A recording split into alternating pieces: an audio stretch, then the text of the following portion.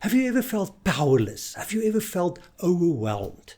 Maybe you stood in front of a mountain not knowing how you were going to get on top, or maybe you faced a giant not knowing how you were going to slay it.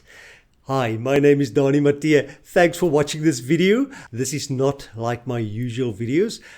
First of all, it's not in Afrikaans, it's in English, as you can hear. And secondly, it is a discussion or a podcast about a sermon that I did on Matthew 28. So if you're struggling with something, if you're facing a big problem, maybe at work, maybe at home, maybe in a relationship, well, if you don't know where to go, how to start, how to continue, then I believe this discussion is just for you. Enjoy. Okay, are you ready to talk about power? Not the kind you plug into the wall, but the kind that can shift your whole perspective.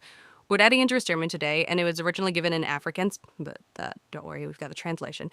And the insights here are for everyone, especially when those everyday anxieties start crowding in. Yeah, what's interesting about this sermon is it uses this mind-blowing comparison to illustrate the scale of Jesus' authority.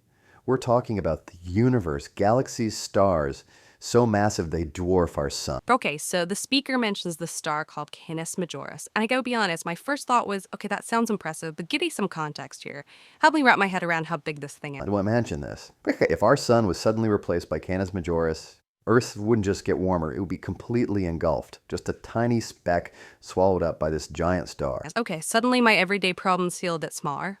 And I'm still wondering, why bring a star into a sermon about Jesus? Because the whole sermon is built around a statement Jesus makes in Matthew 28.18.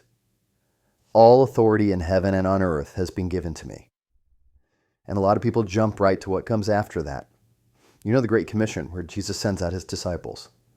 But this sermon pauses on that declaration of authority. It comes first, you see, setting the stage for everything that follows. I feel what you mean about the order of being important. It's before we can grasp the mission, there's something fundamental we need to understand about the source of that power. Exactly. It's about recognizing the vastness of Jesus' authority, not just as a cool concept, but as something that can radically shift how we approach the challenges in our lives. So we're talking about more than just raw power then. What makes Jesus' authority different? That's a great question. The sermon doesn't just tell us that Jesus has authority. It invites us to consider the nature of that authority. And what we see throughout the Gospels is that it's rooted in love, in service, and in a deep understanding of a human condition. Okay, so it's not about control or domination, but about something far more profound. Precisely. And when we understand the source of that authority, it changes how we view everything, from our personal struggles to the state of the world. It's like gaining a whole new lens to see reality. Okay, I'm getting chills just thinking about it.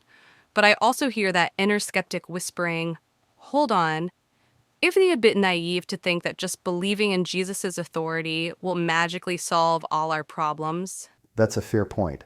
It's not about passive belief. It's about a dynamic shift in perspective. Remember that Canis Majoris example, saying, look, if Jesus has authority over something that massive, something so far beyond our comprehension, how does that change how we view the things we're wrestling with? So it's not about denying the reality of our problems, but about reframing them in light of a much bigger picture. Exactly. And the sermon goes on to connect this to the very real anxieties we face.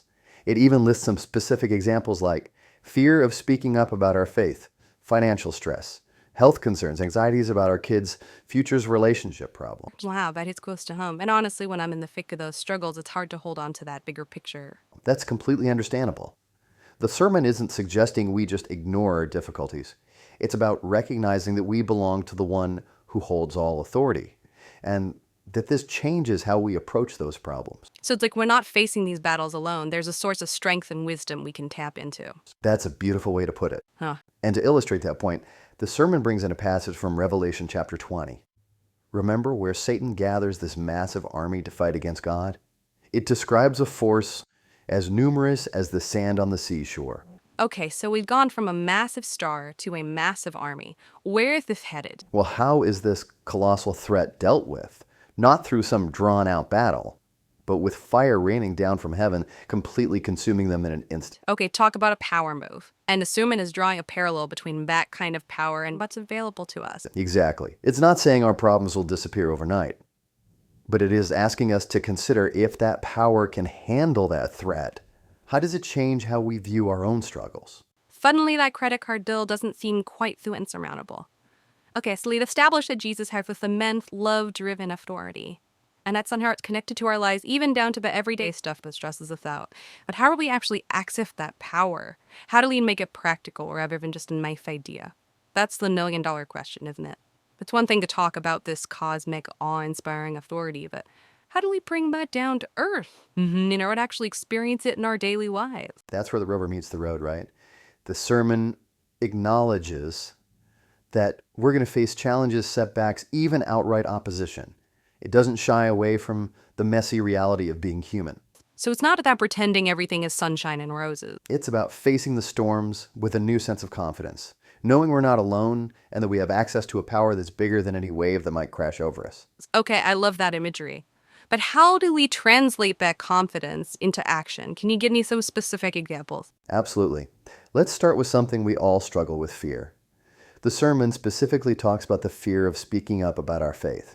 But this applies to any kind of fear we face. Fear of failure, fear of rejection, fear of the unknown. It can be so paralyzing. You're telling me fear keeps me playing small.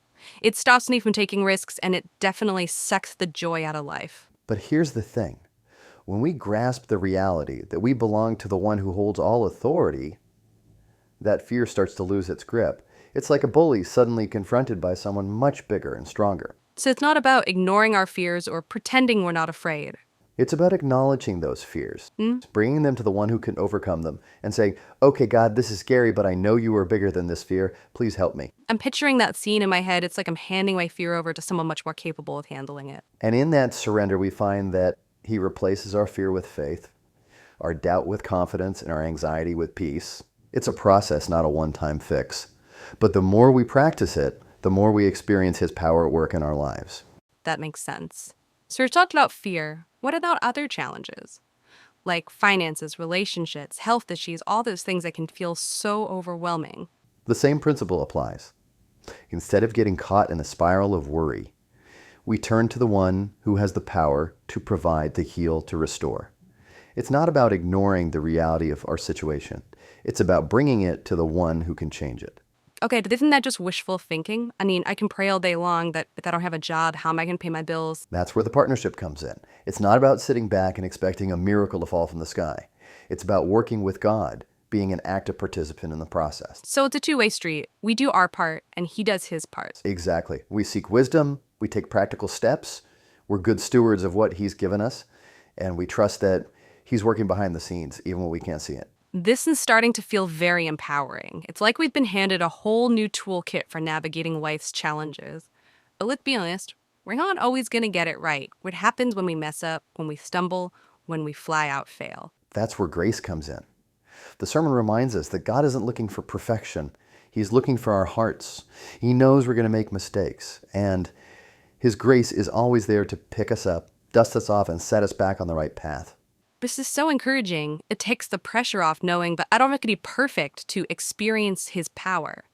So it's not just about overcoming obstacles. It's about something more, isn't it? It's about living victoriously, about experiencing the abundant life that Jesus came to give us. That sounds amazing. But what does that actually mean to live victoriously? Does it mean I'm never going to have another bad day? It's not about the absence of challenges. It's about facing those challenges with a new perspective, knowing that we're more than conquerors through Christ. It's about walking in freedom, in joy, in peace, even in the midst of difficult circumstances. I'm starting to get a glimpse of what that might look like. It's like instead of feeling defeated by life's ups and downs, we're empowered to rise above them, knowing that we're anchored in something much bigger and stronger than ourselves. That's the heart of it. It's about stepping into our true identity as sons and daughters of the King, walking in his authority and making a difference in the world. This has been an incredible journey, hasn't it? We started with a star billions of kilometers away, and we have ended up exploring the very depths of our own hearts, discovering the power that's available to us when we surrender to the authority of Jesus. And it's not just about personal transformation, it's about being agents of change in the world. It's about letting his light shine through us so that others can experience his love, his grace, and his power. So as we wrap up this deep dive, I'm going to leave you with a challenge. Choose one area of your life where you've been feeling powerless, where fear or doubt has been holding you back. And then picture Jesus standing next to you with all of the authority we've been talking about. How does that change your perspective? What new possibilities open up? What step can you take today to partner with his power and step into the fullness of your God-given destiny? We love to hear your thoughts, your insights, your own experiences with the power of perspective. Share them with us in the comments, and let's continue this conversation together.